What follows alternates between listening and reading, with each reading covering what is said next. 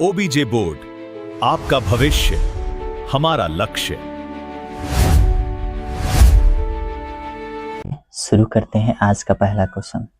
पहला क्वेश्चन जो दिया है x square plus 2kx plus 4 बराबर 0 का एक मूल जो है ना वह 2 है।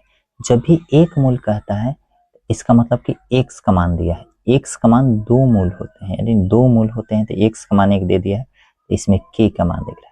तो आपको कुछ नहीं करना है, जहां जहां इस इक्वेशन में है इक्वेशन दिख रहा है इस इक्वेशन को यहाँ लिख लीजिए। एक्स स्क्वायर प्लस 2x के प्लस 4 बराबर 0। x का मान जो 2 दिया हुआ है प्लस 2 गुणे x का मान 2 गुणे के प्लस में 4 बराबर 0। 2 दूना 4 हो जाएगा, प्लस में 2 दूना 4 और प्लस में 4 बराबर 0। ये दोनों जुड़ जाएगा क्योंकि दोनों अचर संख्या है, तो 4 4 8 होता है, 8 हो गया, तो यह 8 हुआ, तो 8 प्लस 4 के। आपको जिसका मान निकालना है उसको ना लेफ्ट साइड रखिए, यानी ये लेफ्ट है तो ये राइट साइड, और बाकी को राइट साइड भेज दीजिए। तो 4 के बराबर -8, इसलिए के बराबर -8 बटा में 4 कटाया जाए, यहाँ से कटेगा तो माइनस कितना आ जाएगा ऑप्शन में देखिए, तो -2 के यहाँ, तो ऑप्शन नंबर 20 करेक्ट हो जाएगा। अगला क्वेश्चन देखते हैं।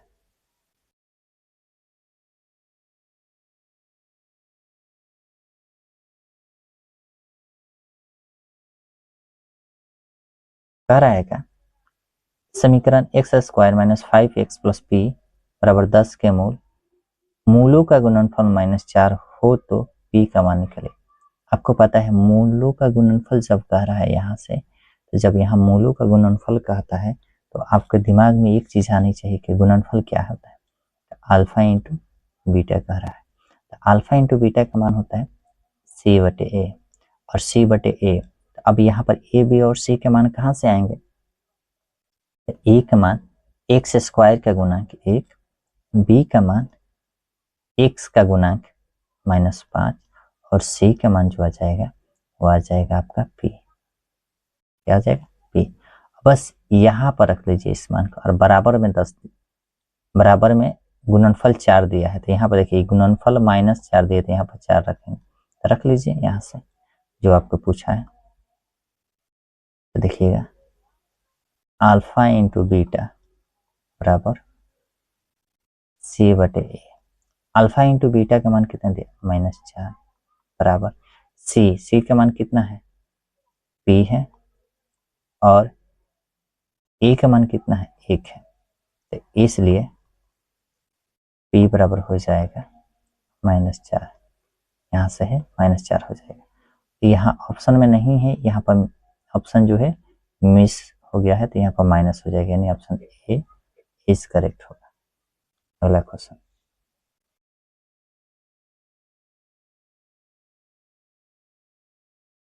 अगला क्वेश्चन जो कह रहा है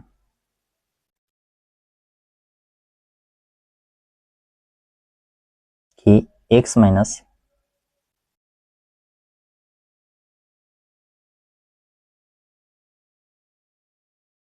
-2 px square minus x minus 6 का एक गुणनखंड हो तो p का मान निकालना है। ये इसका गुणनखंड कब होगा, जब x माइनस 2 बराबर 0 होगा, तो x का मान निकल लीजिए, तो x बराबर हो जाएगा, इधर ये माइनस क्या है तो राइट साइड जाएगा तो प्लस कर देगा, तो 2 हो जाएगा। x का मान कितना है 2। अब इस x का मान उठाइए और इसमें आपको रख देना है, रखिएगा तो हो जाएगा p गुणे x का मान जो आया है 2 आया है, 2 का स्क्वायर -2 -6 हो गया। अब यहाँ से हम क्या करते हैं ये जो हो जाएगा ये 0 के बराबर, तो 2 का स्क्वायर 4p माइनस आपने पहले से 2 रुपया कर्जा लिया है, फिर 6 रुपया कर्जा, तो टोटल कर्जा हो जाएगा 8, बराबर 0। या 8 इधर माइनस किया तो इधर प्लस करेगा, तो 4p बराबर हो जाएगा आपके 8। इसलिए p बराबर हो जाएगा 8/4, क्योंकि 4 इधर गुणा किया तो ये जाके भाग करके 4 ही क्यों भाग करेगा, क्योंकि दोनों ही अचर संख्या है। 4 दूना 8, 2, option number A is correct.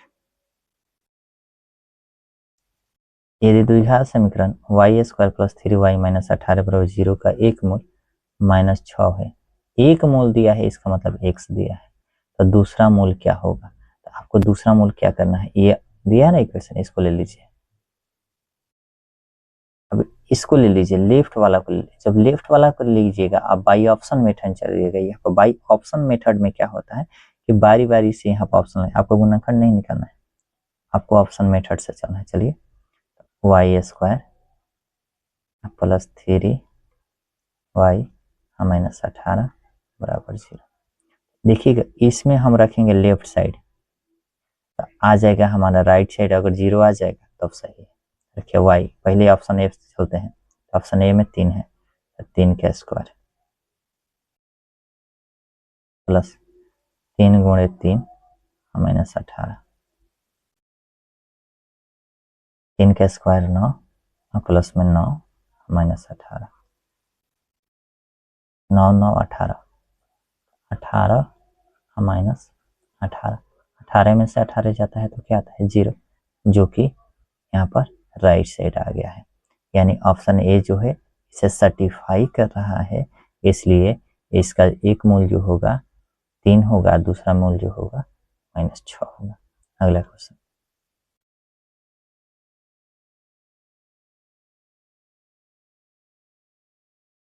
अगला क्वेश्चन कह रहा है क्या,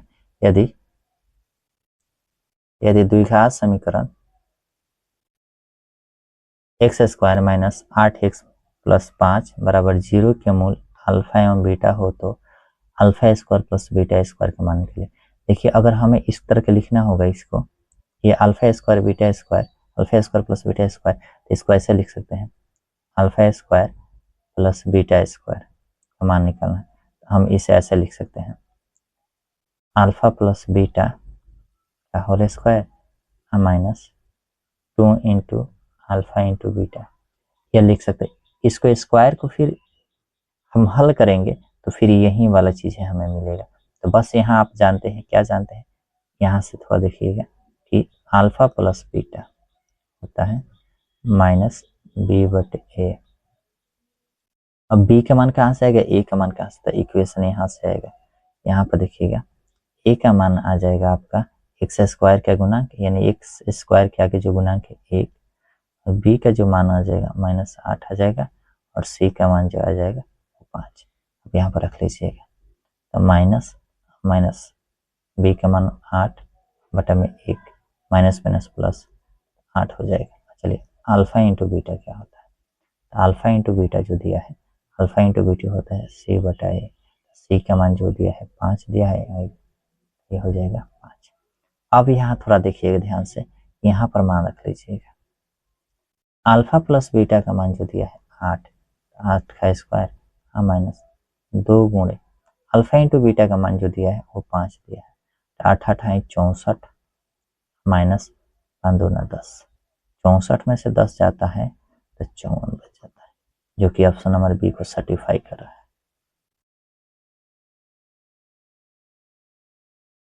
ये क्वेश्चन लिखिए, कह रहा है क्या,